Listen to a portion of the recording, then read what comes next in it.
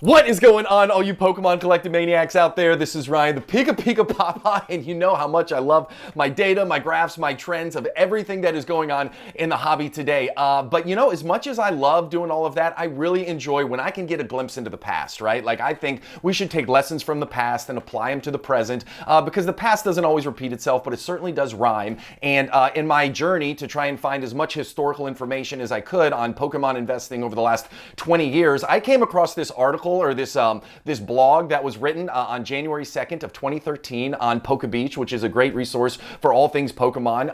And I read it and I thought, man, how cool is this? So listen, none of us know what's going to happen in the next 10 years. Nobody, not me, not you, not your favorite PokeTuber. Nobody knows. None of us have crystal balls. But the reality is, it's really interesting as we go through this article and as we see some of the questions that were posed 11 years ago, to find that the questions that were posed back then are the exact same questions that are being posed today. And it'll be interesting to see how everything shakes out. And you know, at the end, I'm going to give you my opinion on where I think the market will be in 10 years. And it's going to be interesting just to see how all of this shakes out. Now, as I said, I am a big time student, not just of Pokemon investing, but just investing in general. I like taking lessons from people who've been really successful in spaces that I'm trying to get into, and I can kind of layer them into what I'm doing, right? I love Warren Buffett, you know, Ray Dalio, Sir John Templeton. We'll see a quote from him in a minute. T. Boone Pickens. Like, each one of them kind of invested differently, but they all had a lot of commonalities in it. You know, one of the big things was time is your best friend, right? Like, time in market is much better than timing the market. You know, another one too is protecting the downside. You hear me talking about that a lot. Like, I love making money. Like, I absolutely get fired up about making money. And the only emotion that really rivals making money is how angry I get when I lose money. Now, it's part of the game and all of us go through that. But my disdain for losing money outweighs my love for making money, which lets me be, you know, more of a conservative investor at times. I have a very long time horizon. I'm talking 10, 15, 20 years is what I'm here in the Pokemon space for. But another one of my favorite quotes, and then all of them say is this, is the four most expensive words in investing is this time it's different. So we're going to go through, we're going to talk about all of these thoughts from, you know, 11 years ago. And I'm sure a lot of people are going to have their gut instinct that's going to say, well, now it's different. Well, you know, that quote has been said a lot. There's been a lot of different times where everybody has said this time it's different, right? Like, you know, the market crashes, hey, this time it's different, and the market snaps back up. So anyways, I thought that was really cool. Let's get into this article, and let's kind of talk about why I think this was so cool for us to go over. So this individual starts off kind of lamenting about the fact that they missed on a bunch of really cool booster boxes. So they missed out on, you know, Neo Revelation and Neo Destiny, talks about Skyridge, Team Rocket returns, and at this point, January 2nd of 2013, he's saying these are now going for $300 to $800 each. And two years ago, I could have bought these for $100 or so. And so he's saying, hey, I really missed the boat on these, and I'm very upset about this. The other thing I highlighted down there that I think is really cool is he's talking about, I wish I had a time machine and I could go back and buy first edition base booster boxes and sell them all now. And he says he could sell them for $750. He said, or maybe $1,000, but people aren't that crazy. Now think about this. This was 11 short years ago, and they're talking about selling sealed first edition base set booster boxes for $750 and a crazy price point of $1,000. If we had our time machines, I'm sure we would all jump back to 2013 and be happy to spend $1,000 on those, because we all know what they're going for now. So at the bottom, he kind of summarizes everything and says, listen, the point of the thread is, where do you think the hobby will be 10 years from now? Will Heart Gold, Soul Silver, and Black White, you know, will these be extremely valuable with all the boxes that are being printed out there? What do you all think? And obviously this stirred up a whole lot of conversation, and I'm excited to walk you through it right now. Now listen, hey, if this kind of cool stuff gets you excited, we do fun things on this channel all the time, or at least I think they're fun. So if you hadn't hit the subscribe button yet, hit the subscribe button. We'd love to have you as a member. If you like what you see, give us a thumbs up. Questions or comments, drop them down below. Those three small things go a long way in helping my small channel out. Lets me know you appreciate all the work that I put in. So very first response right here is, with inflation, what are you really making? Pokemon TCG is much more popular now than it was when it originated, and there are most likely more boxes being printed than ever before. And that is something we talk about a lot. Like, we hear that all the time. Like, Pokemon TCG is obviously more popular now. The Pokemon company's printing a lot more cards now than they ever were. And this graph up here on the right shows you their year-over-year card production, really since it kind of bulks 2004 and 2010 together, and then 2014 and 2016 together. But then Then we have year by year growth. And yes, they are printing more cards and more boxes than they ever have before. But I will say this, look at the languages and the areas that they're printing them in. Like they're printing, like they just launched in simplified Chinese. Like that is not a trivial thing. So yes, they are printing more cards than they ever have before, but they're also spreading it out across bigger areas. I mean, they're in 14 different languages, 89 different areas. Like you got to print a ton of cards to cover that amount of space. Now, you'll see that between 2018, 2019, and 2020, the overall increase in card population, the number that they printed, was only up a very steady 5%, right? Then we get to 2021, 2022, we have the pandemic pump, right? And Pokemon drew a line in the sand. They said, hey, listen, we're going to print to demand. We don't want people to be scalping. So they really upped their year-over-year card production. Then you look in 2023, they actually backed off a little bit, right? Their year-over-year growth was up 22% versus the previous year where it was up 27%. Now, 2024 will really tell the tale here, but I do expect the numbers to continue to grow as they continue to launch more cards in more areas. So yes, guess what? There will be more boxes. Yes, there is going to be more cards printed, but that might not necessarily be a bad thing. Like the only thing that matters, they can print 100 billion of these as long as there's 101 people out there with open arms waiting to buy them. That is okay. So it's very important not just to understand how many cards are printed, but also where they're going and what the demand is for them. So I thought this was a really cool call out. Now,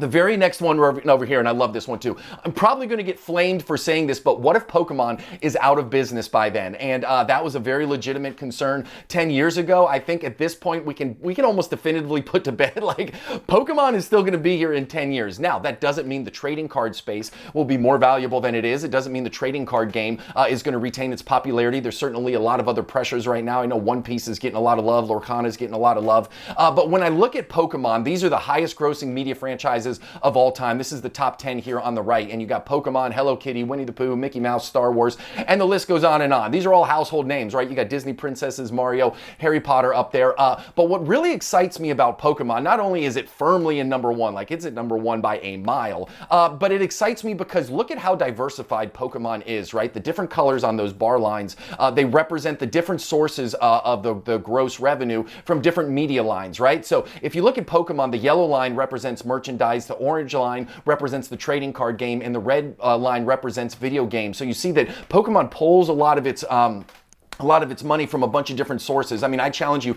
go into anything that sells anything, any Target, gas station, Walmart, Wawa, you freaking name it, right? You can't go in there and not find something that's branded with Pokemon, right? And the other, I mean, look at all the other, like Hello Kitty is almost all merchandise, Winnie the Pooh is almost all merchandise. Same thing with Mickey Mouse, Disney princesses. Like the only ones that are as well diversified are Star Wars and Harry Potter. Again, two very big household names right there. So I think that we can definitively say that, listen, Pokemon is not going to be out of business in the next 10 years. But again, being out of business is one thing, and the trading card space, continuing to grow in popularity is another. So that's what we're most focusing on is the trading card space going to continue to grow at an exponential rate? Now, the next one I thought was really cool here, and he says, I can't imagine the boxes will always go up in value. Not only do people purchase them for pack fresh cards, but they also collect and hoard sealed boxes, right? We talk about that all the time. Then he goes in to say, hey, I know a guy who has a first edition Neo Destiny case with no intent of selling anytime soon. Then he goes on to say, hey, listen, you can check out,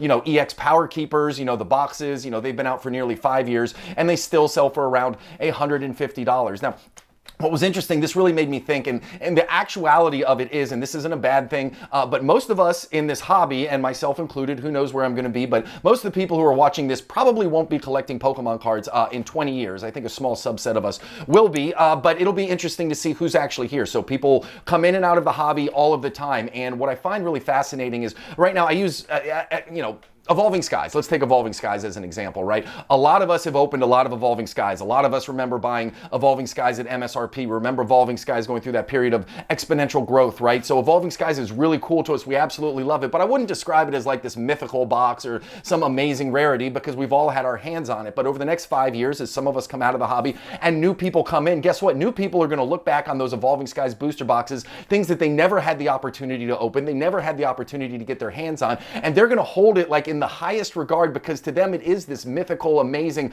best of the best Sword and Shield era sealed product, and there's going to be some value that's assigned to that, right? That's the same way I feel about some of the Black and White eras. I love Plasma Storm, like all of those. Like these are some sets that just I never got a chance to get my hands on, so I hold them in this like super high regard. They're almost like magical sets to me, and there will be people, as people fall off and new people who come on, they will view our current sets in the exact same way that a lot of us view some of the older sets, so it's really interesting.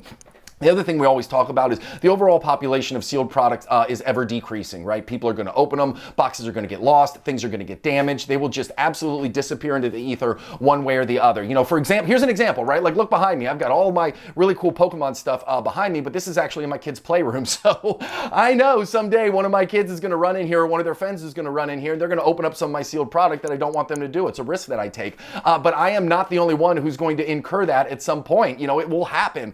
And that's going to happen to people over time, and every single year that passes, sealed product becomes in a lower and lower population. So sealed product just has this natural ability to increase over time, and even if they print a ton of them, guess what? Over the next 20 years, I guarantee you that a lot of them are going to get lost, stolen, or opened. And then we talk about the overall popularity and globalization of Pokemon.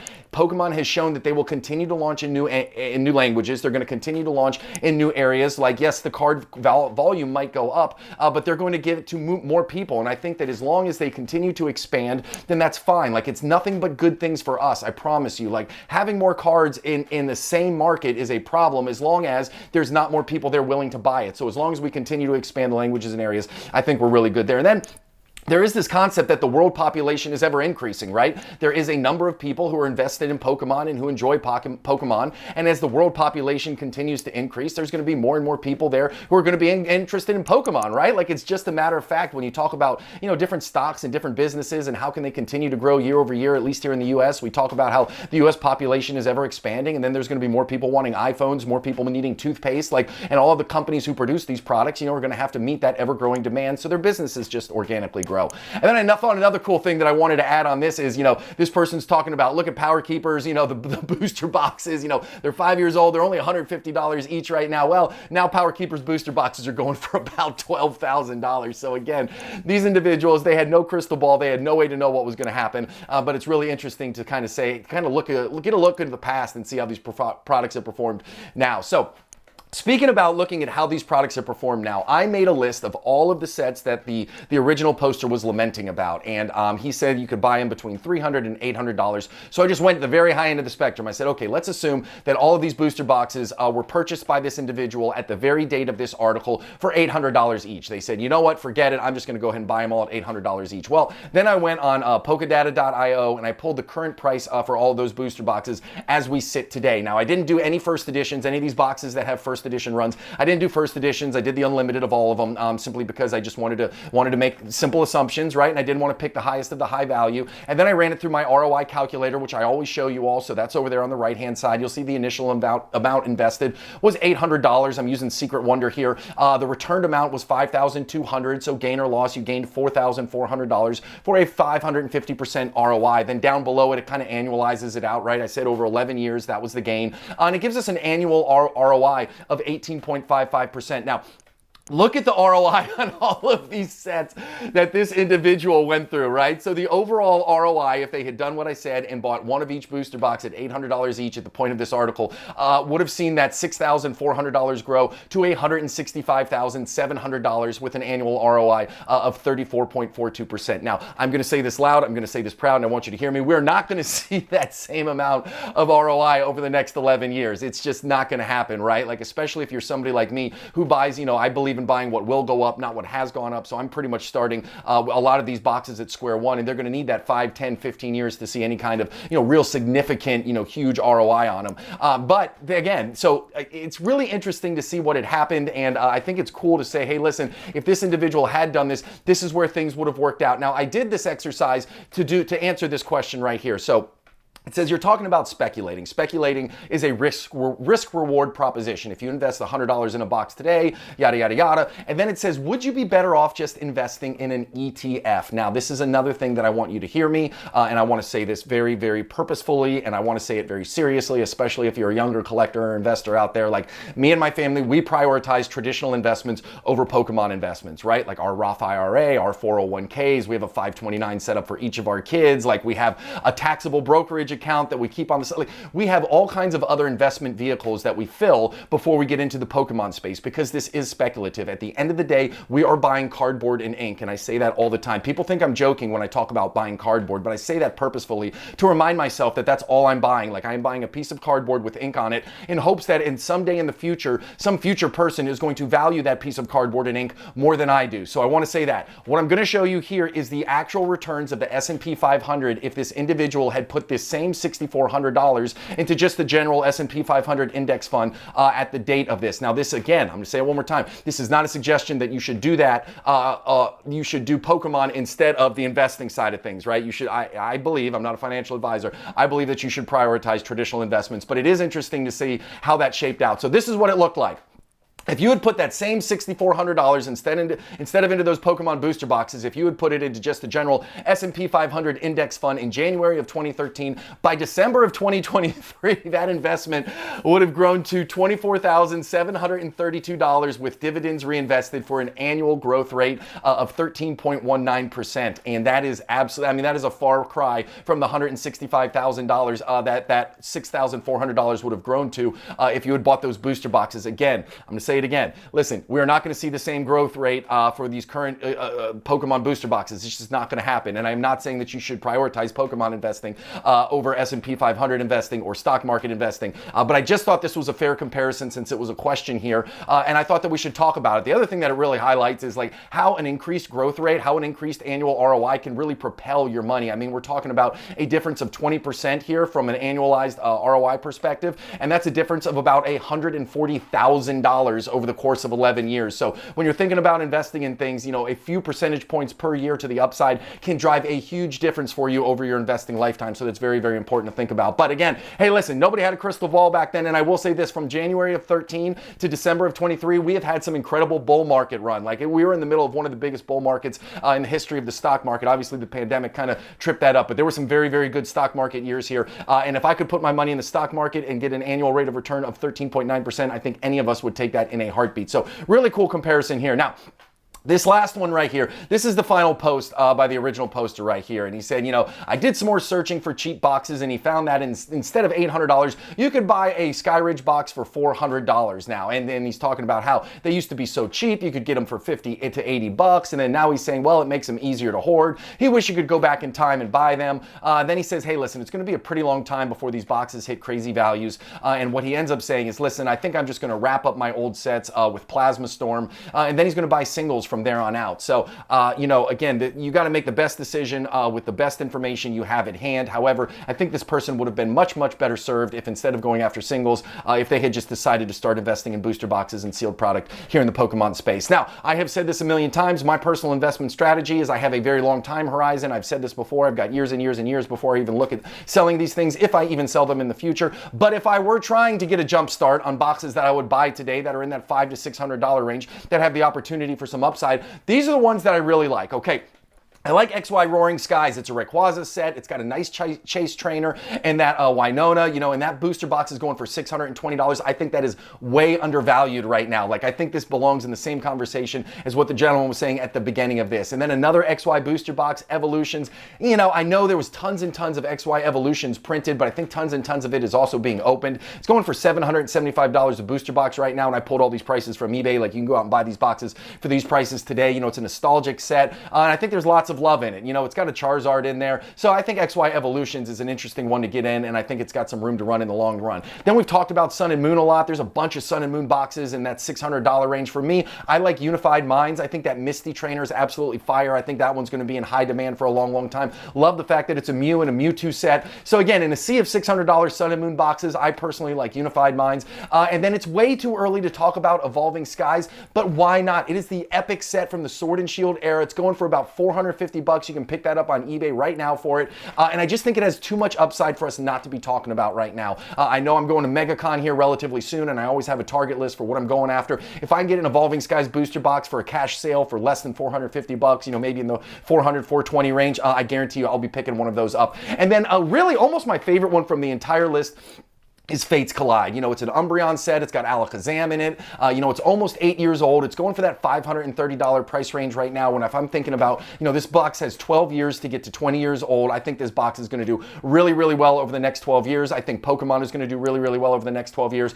So those are the ones that I would be going after if I wanted a little shot in the arm. Now, I'm not opposed to buying some of these, and I probably will. I think Roaring Skies is certainly on my list. Fates Collide is on my short list. As I just said, you know, I might pick up another box of Evolving Skies if I have the opportunity. But these were some things that I thought, you know, hey, listen, why not talk about them and see where they're at? So listen, at the end of all this, as I said at the beginning, I don't know where the Pokemon market is going to be in the next 10 years, but I do find a lot of comfort in the fact that the same questions we're posing today are the same questions that were posed 11 years ago. Remember, the most dangerous words in investing are this time it's different. I think Pokemon has a bright future. I think all of us with a long-term time horizon have a whole lot of gains ahead for us. And I'm just super excited to be here, and I'm always excited to bring you guys this content. So if you made it to the end and you like what you see, hit that subscribe button. Questions or comments, drop them down below. And as always, if you enjoyed it, hit that thumbs up button. Listen, I appreciate you watching more than I can say. I hope you have an epic one, and I'll talk to you soon. See you, everybody. Bye.